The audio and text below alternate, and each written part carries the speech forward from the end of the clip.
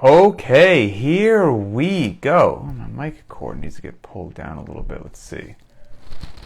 Doesn't look professional. That's a little bit better. There we go. That's even better. Okay, here, all right. Let's go ahead and kick this thing off. Hope everybody's Thursday is just fantastic. It's probably Friday in Australia or something like that, but for everyone else, hope Thursday's going well. Rest day. Fantastic day. I enjoy my rest days, I really do. We've got excellent questions as usual, and I've got them organized here, and as always, I'm going to try to get through as many as I can without keeping all of you here all day long, because I'm sure you've got, stuff to do. So, all right, so let's go ahead and kick it off. Well, first of all, I'm already on a tangent now. So yesterday, Adrian Bosman and I filmed two very not random episodes because the games are coming up. Adrian's going to be a little bit busy, so to speak, so we get ahead of the power curve. And one of the two episodes was about CrossFit for military members, meeting the needs of military members. And I'm former military myself, so I've got my biases, but I didn't want to muddy the waters. So I took the question and I posted it in the Linchpin Facebook group because I know we've got a bunch of active duty and former military members. Got fantastic responses, excellent responses, and so I just want everybody to know your answers and responses were worked into the episode that Adrian and I filmed. So you'll get to see some Linchpinners share their 2 cents in that, so I really appreciate that help. That probably is a few weeks away from getting posted, but be on the lookout for it. So anyway, that's that.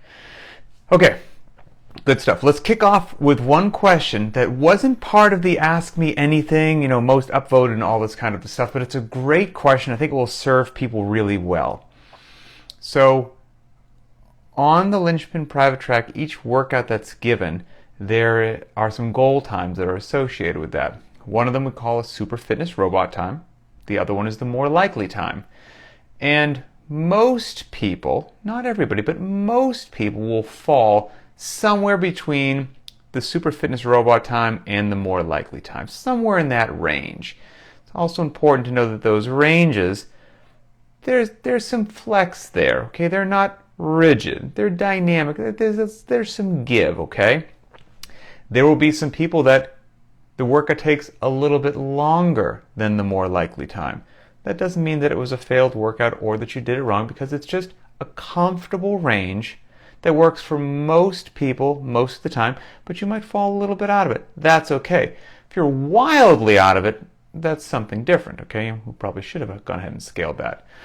But an interesting question was posted as to what happens if somebody is consistently faster than the super fitness robot time. Cool question.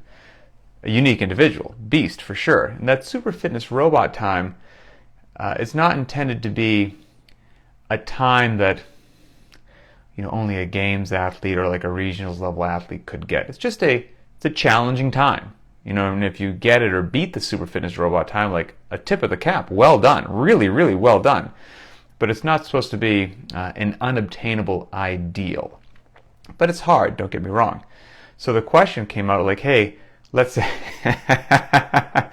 I see Rick just tagged Ben, who certainly got some beasts out there, and Ben over in France is absolutely one of them. He should have his own super fitness robot scale.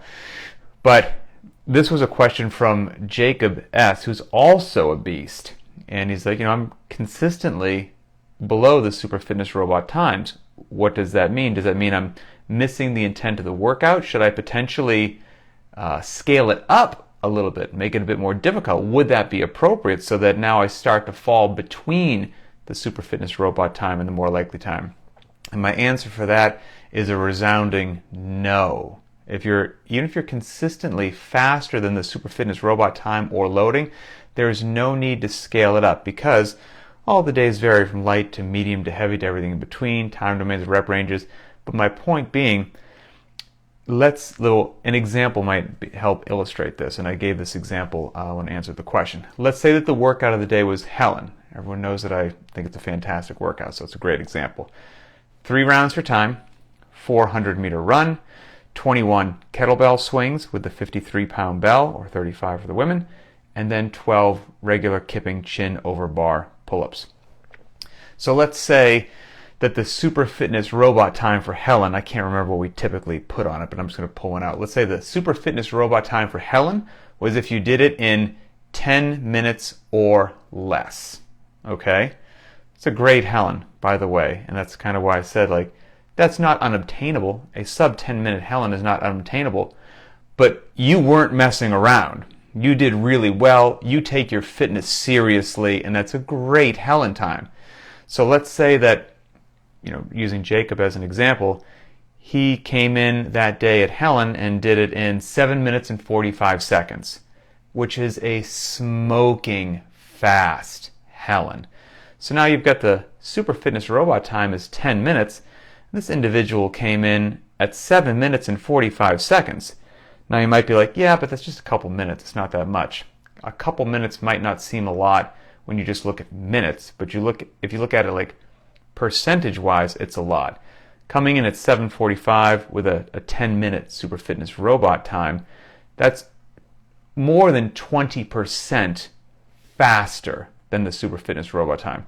That's a big deal. 20% is a big deal. It's 1/5. It's more than a fifth.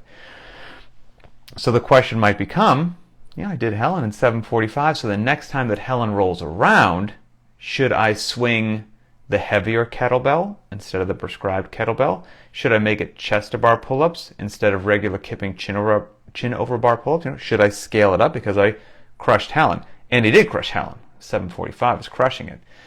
And I give you a firm and confident no. Do not scale it up. What would be more effective, more challenging actually, and sting even more is that the next time Helen comes up, stick with all the same loadings, stick with the chin over bar pull-ups, and try to go sub 7. That is what we're going for. And so the overwhelming majority of the time, no, there's not a need. Even if you're below the super fitness robot time, there's not a need to scale it up. Congratulations, be proud, well done. It's a phenomenal performance on whatever it was. But the next time it rolls around, keep your technique tight, operate within the windows of your capacity, and try to drop the hammer even more. So, I'm already on a rabbit hole, because this reminds me of a couple things. This question is a great one from Jacob. It reminds me of a couple things. I've told this story before, but it's illustrative of the point that Bosman told, I think on a Very Not Random show, where they were at a level 1 seminar. There was some other trainer on staff who was a beast, like back in the day, regionals level athlete, beast.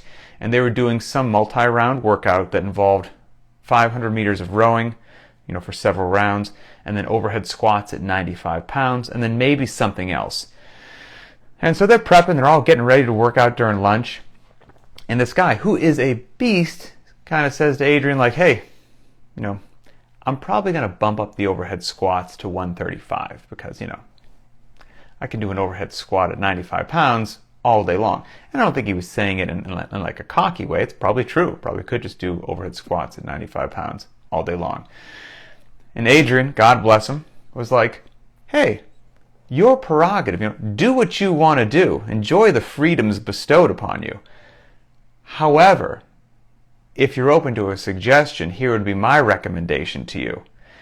Keep the overhead squat at that 95 pounds, which you can move quite well, and every time that you're on the rower, you have to hold a row pace of around 140 per every 500-meter row. And the gentleman was like, no thank you, that sounds terrible, I don't want any part of that. Precisely. That stings more. Bumping up the weight, great. Row a little casual, bump up the weight on the barbell, high five some people, and not that there's anything wrong with that, but hopefully, that story is illustrative of what really is going to drive something, because you'll get your heavy days in somewhere else, heavier loading in somewhere else, but on a day like that, if you can manage the loading, I bet there's somewhere else in that workout that you could push the pace. And in that workout, it would be the rows. The Helen example, it would be the runs. If there's an air bike in there, it's on the air bike. And so there's always a little something you can do. Yet another tangent or rabbit hole. I haven't even got to the questions yet. This reminds me, it's game season. I can't remember what year it was. Probably more than I remember. It was the year at the games that they polled the crowd on what they wanted one of the upcoming workouts to be. And it was going to be either heavy DT or, DT, I think at 205 for the gentlemen. I can't remember what the women were going to do it at. Maybe 145, 135. Or keep the regular DT loading of 155 for the gentlemen, 105 for the women, and do double DT. And so they polled the crowd. What does everybody want to see at home? Heavy DT or double DT? And of course, everybody at home seems going to think that heavy weights, harder, and it's obviously very challenging, and put it to a vote. And sadly, everybody at home voted for heavy DT. It broke my heart. I remember being on the desk that year and begging to the people at home, do not vote for heavy DT.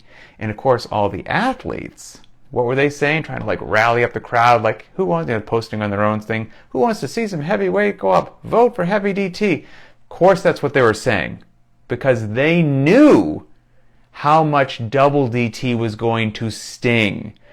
They absolutely would have rather had you bump the weight up. Absolutely. Because although it's hard, don't get me wrong, it obviously is. Doing DT at 205 is obviously hard. But it's an entirely different level of suffering compared to double DT at the regular weight. Not a single one of them wanted to do that. And I begged the audience at home, I tried to explain that to them, let's see the athletes go into that dark place and grind it out and see who's got it. Vote for double DT.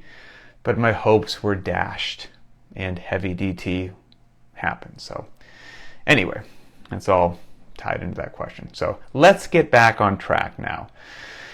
Back to the questions that were upvoted on the Ask Me Anything. First and foremost was from Ben S. And basically, Ben, where's your question here? Says, if you could choose 4 other people and create a 5-person programming team for the general population, who would it be? Cool question. Some of the names that I'll throw out there, I think people will be familiar with, but I've got a feeling there's a couple that won't be, and that's a shame because they're fantastic at what they do. My team would be Mr. Adrian Bosman, very capable professional that I'm sure everyone knows of. Joe Westerlin, and I don't know how much he is or is not known, but very sharp individual. Actually, he was on Linchpin Conversations. He was on a podcast previously. Just sharp trainer, been CrossFit forever, former strength and conditioning coach, and just talented programmer. Joe Alexander, that's an individual who flies under the radar. I'm sure nobody probably knows who he is, but he is one of the sharpest individuals that I happen to know. He would be on my team. And then here's the other name that I don't think anyone's going to know as well, and I would welcome him on board. Leif Edmondson. Leif Edmondson. That's probably a good chance that nobody knows who in the heck that is. But he's done a lot of things behind the scenes that people have absolutely no idea about. And he's a capable and competent individual, so here's my shout out to you, Leif. You'd be on the team. You're a solid dude. Okay. Next most upvoted question is from CM. This is a fun, game season is upon us, right? So we've got a lot of games-related questions here. Fun questions. This one's from CM. Could I get Adrian Bosman to put Linchpin Test 13 into the games as a workout? And then how fast do I think that games athletes could actually do it?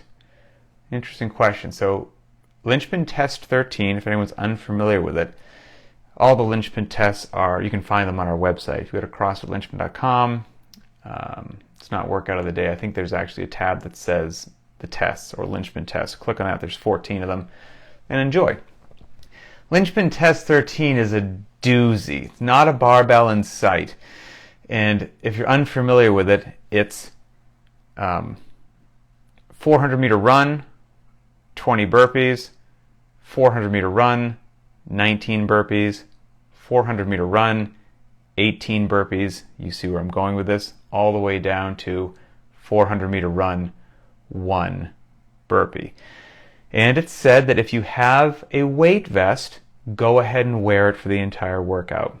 20-pounder for the men, 14 for the women. So if you do the math on that, and sometimes you don't want to do the math on certain workouts, but if you did the math on what I just said, you will get in 5 miles of running in a weight vest and 210 burpees in a weight vest. All of them together. And so it's not just a regular 5 miles, it's 5 miles with 210 burpees sprinkled in a vest. I mean, it's a grinder of a grinder, that's for darn sure. So how fast do I think games athletes could do it? Oof, it's a good question. Because I am certainly not a games athlete. And last time that I did this workout, I looked it up, September 6th, 2021, so less than a year ago. What's that, about 10 months or so ago I did it. And I did it in a vest, on a track, and I filmed it. The video's actually on our YouTube channel if you want to see me suffer. And it took me 67 minutes and 40 seconds as prescribed in the weight vest. My daughter was just over 3 months old, so I mean I was in the midst of trying my darndest to get in workouts and all that kind of stuff as well. And I set a PR in that. So how cool is that? I set a PR for Linchpin Test 13 for myself. My daughter was in a very rough state at that point in time. Reflux, colic, I mean, love her, she's my daughter. She was not pleasant to be around. I mean, from the time that she got up to the time that she went to bed, she was screaming. I mean, screaming awfully all day long. It was rugged deals. I wanted to jump off a cliff. And so one day I had some time, or Emily, I should say, allowed me some time before I jumped in front of a bus.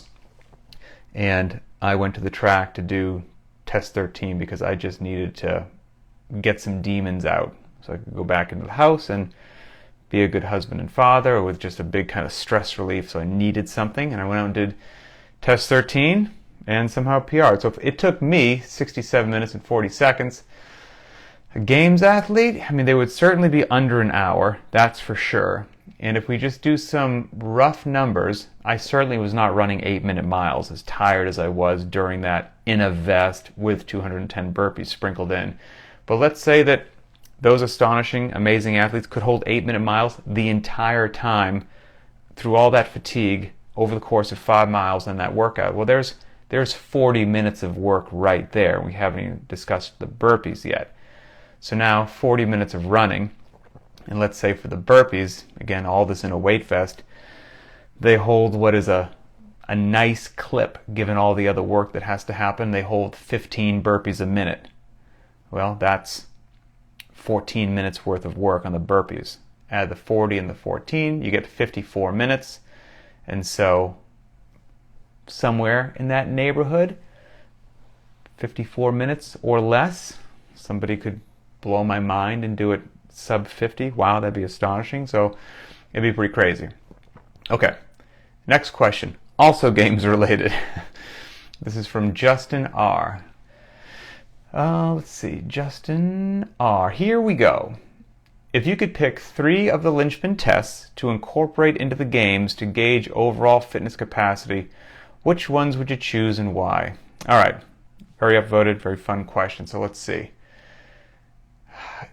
Everybody loved the Test 13 one, so it'd be great just to watch games athletes suffer through such a long, miserable grinder with not a barbell in sight. You know, it's almost reminiscent of, you know, an epic trail run or the half marathon row or something like that. Just enduring suffering, testing the edge. So Test 13 that'd be a good one to throw in there as well. But then there are some other ones. I know you asked for 3, but I'm just going to give you some that popped into my mind and why they'd be fun. Test 9, would be a cool one to see games athletes do. So test 9, if you're unfamiliar with it, 5 rounds for time of a 50-foot handstand walk and 5 squat cleans at 225 pounds for the men, 155 for the women. So again, test 9, 5 rounds for time, 50-foot handstand walk, 5 miserable squat cleans. It's a lot of handstand walking, by the way. It comes out to 250. If you're focusing just on the squat clean right now, it comes out to 250 feet of handstand walking. 300 feet's an entire football field. So there's a lot of gymnastics in there as well. And in a game sort of situation, we could have some that you had to go some segment of that unbroken, or those sections didn't count. So you could make something like that happen. You're going to get in 25 heavy cleans. You got to be strong, got to be good, a good weightlifter, got to be good at gymnastics. You got below parallel, a technical lift, a body weight movement, explosive hip opening. You kind of never catch your breath on either one of those. I think that could be a really fun one to set up and watch.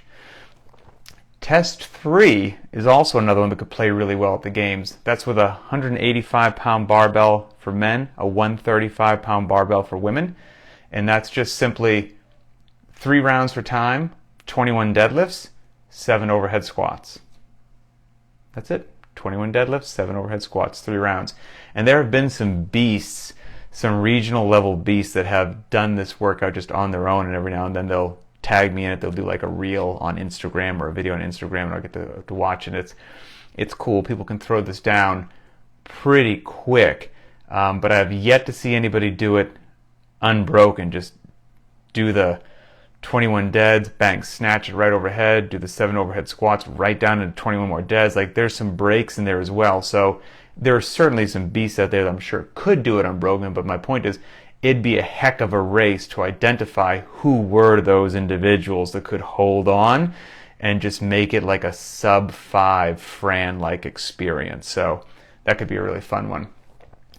And then, there's just watching just lightweight and people set themselves on fire is always one of my favorite things to do. Test 1, that's with the classic CrossFit workout Fran, thrusters and pull-ups, except for Linchpin Test 1, Fran's done at 75 pounds for the men and 55 for women. So it's a light thruster, and there's the trap. So when I say Fran now, I mean 75 pounds for men, 55 for women. So test 1 is 400 meter run, Fran, full Fran at 75-55, another 400 meter run, another Fran, and then you end with a 400 meter run. So 400 meter run, Fran, 400 meter run, Fran, 400 meter run. That in a games level situation with the quote unquote light thruster and no reason to stop for them would force them to just burn it down. And they would also have to really push the pace on the runs, because they would know when they got to that barbell and the pull-up bar that all of their counterparts were just as capable of them to blast that in a fast time, and then you have to suffer through that second Fran and sprint the final 400.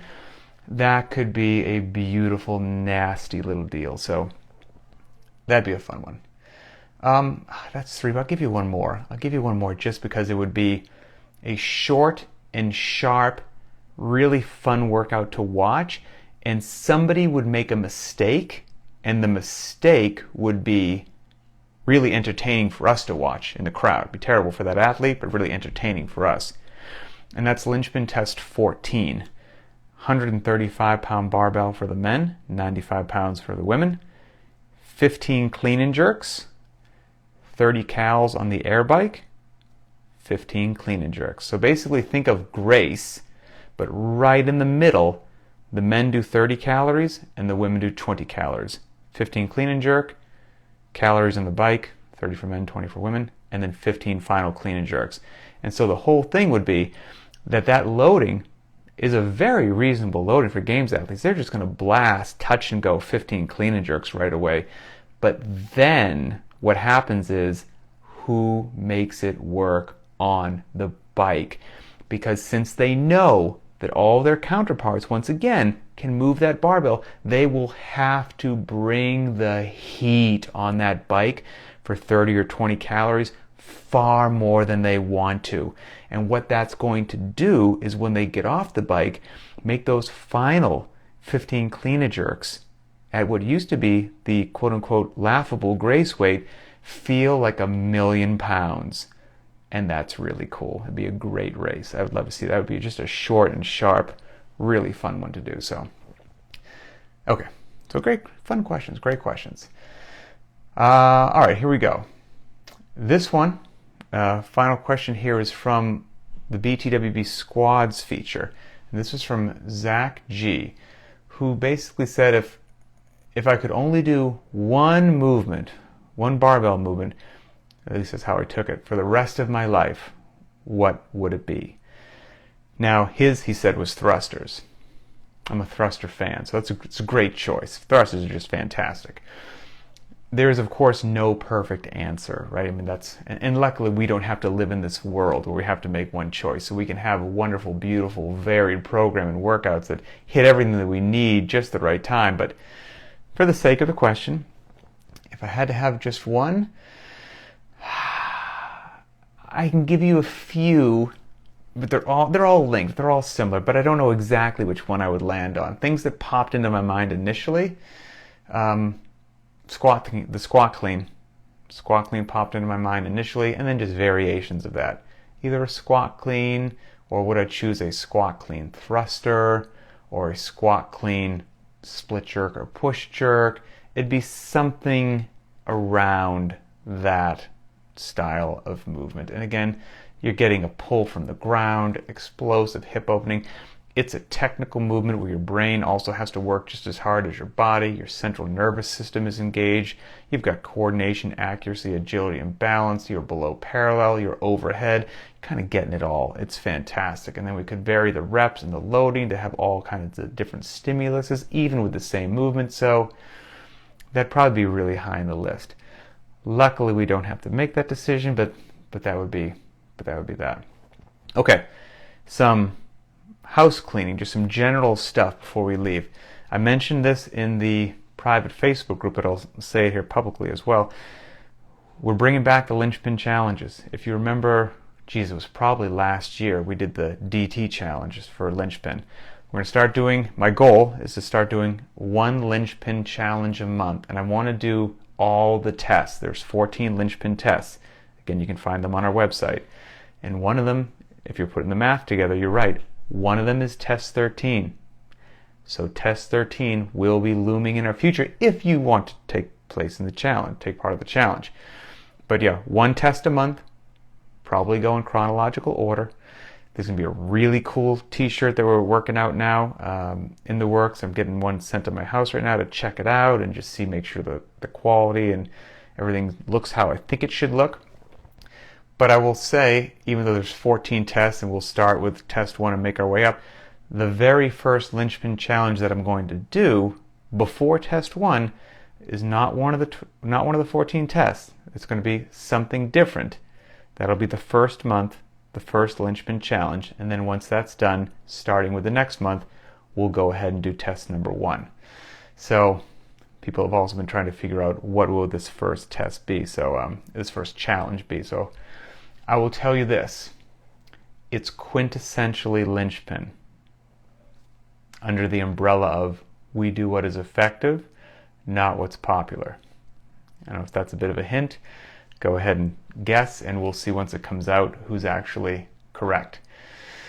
And my goals for this as well is just these monthly Linchpin challenges. They're just going to be a fun thing. Let's have some darn fun and not make everything so complicated, right? It's going to be fun. You're not going to have to submit a video. It's just a community experience, so we're all going to do something once a month. If you want, we'll all suffer together, and then if you want, you'll get the shirt. If you don't want to, don't get the shirt. Totally your call, but it's just a fun thing to do, and there'll probably be a prescribed deal or a scale deal, probably a dumbbell option as well. But no matter which one you do, if it's test 1, then you're all going to get the test 1 shirt. We just did test 1 as a fun community, regardless of which version you did. Let's just have some darn fun. So that's that. All right, so final thing, garage gym tours. Film where you work out, garage, basement, fire department, backyard, apartment, I don't care. Send it to me at info@crossfitlinchpin.com, and I'll put it up on our YouTube channel. I always like seeing where everybody works out. And then I'll end with a couple shout-outs here. First shout-out is from Jen R., very well known in the Linchpin community. And she says, this is from a couple days ago. Real talk. Didn't want to work out today. Didn't want to do anything. I've been up since 2:30 a.m. and on a plane most of the day. Now I'm in Kentucky, 3 time zones away from home, and about to play Army for the next 3 weeks. I don't know when working out will happen, which is why I made it a priority this evening while I could. The no equipment option was perfect to get the blood flowing and clear my mind.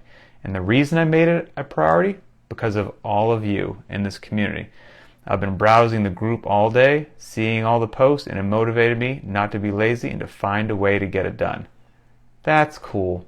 That's the power of community. And good on you, Jen, I've done plenty of traveling in my life. It's easy not to walk into the hotel gym, but you did. That's cool. Next one is from Samantha W., and I entitled this one, Muscle Up to Ring Row. So there was a workout that we did the other day that included bar muscle-ups, and so that's what she's talking about. And Samantha says, I have Ziggy today, so I ran into the gym and he went for a nap. I did ring rows because I didn't have time to mobilize my shoulders for the bar muscle-ups, and I hit the bike just to make it awful. It did not disappoint. So point being, I love the fact that our community is intelligent, they're smart, and they know that they're authorized to scale or modify in any way they need to try to come as close to the stimulus as possible. And guess what? Even though it wasn't exactly the workout of the day, fitness will be achieved. And so it was supposed to be bar muscle-ups. She didn't have a lot of time. Got the little one, had to take a nap, got to do whatever I can do, can't warm up properly. I'll just do a bunch of ring rows. Are they bar muscle-ups? No. Is it an upper body gymnastics pull? Yes. Does it drive the fitness needle forward? Yes. That day is a win. That's a win. So super cool. And I actually think that day I did the exact same thing. I think I did ring rows. Final one from Olivia B. And this is entitled that the limited equipment option works, aka our dumbbell option that we provide. Here's a plug for the limited equipment option. If you are feeling stuck, if you're feeling like you're not progressing, if you're getting bored, or if you just need something new, I highly recommend trying the limited equipment option a couple of times a week. Life has forced me to switch it up and do the limited equipment option, the dumbbell option, at least once a week, maybe sometimes 3 times a week, but always at least once. And my fitness is, wait for it, increasing. I highly recommend taking advantage of the multiple formats and using the dumbbells once in a while. 100% dumbbells for the win. Variance is your friend. Okay, that's it. Have a wonderful day, everybody. Thanks for being awesome. Keep treating everybody well, and we'll talk again later.